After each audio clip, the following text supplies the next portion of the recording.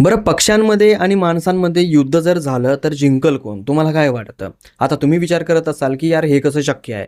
पक्ष्यामध्ये आणि माणसांमध्ये युद्ध होईल तरी कसं?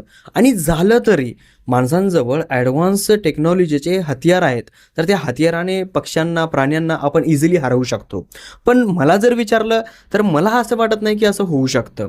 कारण की आपल्या जगाच्या इतिहासामध्ये एकदा असं झालं होतं, पक्ष्याचं आणि माणसांचं युद्ध आणि त्याच्यामध्ये ॲक्चुअली पक्षी जिंकले. आता ते युद्ध कुठं झालंय, कसं झालं होतं, हे मी तुम्हाला डिटेलिंगमध्ये या व्हिडिओमध्ये सांगणार आहे. त्यासाठी तुम्हाला हा व्हिडिओ शेवटपर्यंत बघावा लागेल.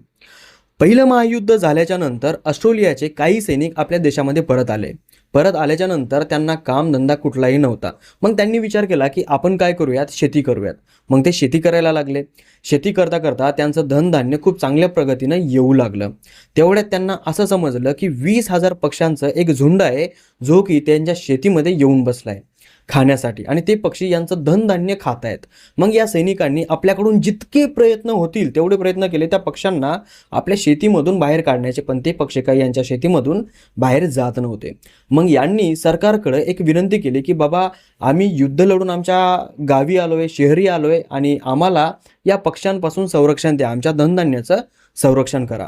मग मिलिटरीमध्ये एक मेजर होते ज्यांचं नाव मरे ग्वाईन असं होतं. त्यांनी काय केलं, लुईस नावाची एक मशीन गन आणि तिच्यासोबत 10,000 गोळ्या आणि 2 सैनिक घेऊन पाठवलं आणि सरळ आदेश दिला, की जे पण पक्षी त्यांच्या शेतीमध्ये आहेत त्यांच्यावर गोळीबार करा आणि त्यांना तिथं संपवून टाका. आता लुईस गन घेऊन आणि 2 सैनिक घेऊन त्या पक्ष्यांवर ते गेले आणि त्यांनी गोळीबार केला.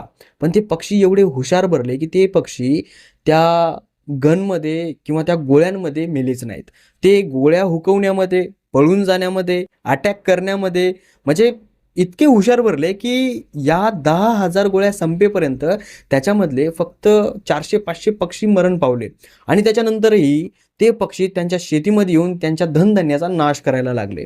त्यावेळेस जे मरेक ग्वाईन मेजर होते, त्यांनी त्या पक्ष्यांचं नवल केलं, की यार इतक्या सगळ्या गोळ्या झाडल्या, इतकी मोठी मशीन गन आहे, या मशीन गनमध्ये फक्त एवढेसे पक्षी मेले, 10,000 गोळ्यामध्ये फक्त 500 पक्षी आणि त्यांनी हार मारली. म्हणजे हार मानली त्या मेजरने आणि त्यांनी सोडून दिलं, की हे पक्षी आवरत नाहीत आणि ते पक्षी होते इमू. आता इमूजी हा पक्षी आहे, हा पक्षी जवळपास शहामृगासारखा दिसतो आणि शहामृग आणि इमूमध्ये जे काही फरक आहे ते फरक मी तुम्हाला सांगतो. जो इमू असतो तो ऑस्ट्रेलियामध्ये आढळतो आणि जो शहामृग असतो तो आफ्रिकामध्ये आढळतो. इमूला 3 बोटं असतात आणि शहामृगला 2 बोटं असतात पायाची. आता जो इमू असतो त्याला पायाला पाठीमागून एक स्नायू असतो आणि शहामृगाला स्नायू नसतो. ते झाल्याच्या नंतर जो इमू आहे तो प्रति किलोमीटर 50च्या स्पीडने पळू शकतो, तर शहामृग 70 ते 80च्या स्पीडने पळू शकतो. म्हणजे 60-70 किंवा 80च्या स्पीडने असा तो पळू शकतो. जो इमू आहे त्याच्या जे मान आहे त्याच्या मानेवर पिवळट पिवळट रेषा असतात आणि जो शहामृग आहे त्याची मान पूर्णपणे प्लेन असते. इमूवर जे केस असतात ना ते आपल्या केसासारखे असतात, पण शहामृगावर जे केस असतात ना ते एकदम मुलायम असतात आणि वेगळ्या पद्धतीने असतात. त्याचे जे केस आहेत त्याचे ते केस आपण स्टाईलमध्ये यूज करू शकतो. जे असतात ना त्याचे मोठे मोठे केस असतात शर्टला वगैरे, त्याच्यामध्ये आपण ते स्टाईलमध्ये यूज करू शकतो. जे इमूचे अंडे असतात ते निळपट कलरचे आणि हिरव्या कलरचे असतात आणि शहामृगचे अंडे असतात ते पांढऱ्या कलरचे असतात आणि इमूचे अंडे थोडे साईजला छोटे असतात आणि शहामृगचे थोडे मोठे असतात. तर हे इमूमध्ये आणि शहामृगामध्ये फरक असतात. फरक आहे काहीतरी वेगळंच होते, फरक आहे. तर तुम्हाला जर कुठं इमू शहामृगासारखा जर एखादा प्राणी दिसला तर तुम्ही बघू शकता, की भाई याच्यामध्ये फरक काय आहे. आणि इमू जो आहे तो स्वतःच्या संरक्षणासाठी तो खूप लांब उडी घेऊ शकतो. म्हणजे जर त्याच्यावर एखाद्या प्राण्याने अटॅक केला तर तो इथून तो डायरेक्ट जंप मारून दुसऱ्या ठिकाणावर पोहोचू शकतो. म्हणजे डायरेक्ट सशासारखा, हरणासारखा त्याच्यापेक्षा मोठी उडी तो घेऊ शकतो. आणि जो शहामृग आहे तो लाता खूप जोरात मारतो. सिंहासारखा एखादा जर जनावर त्याच्यापाशी आला आणि त्याची जर लात परफेक्ट जागेवर जर बसली तर सिंहासारखं जनावर सुद्धा मरू शकतं.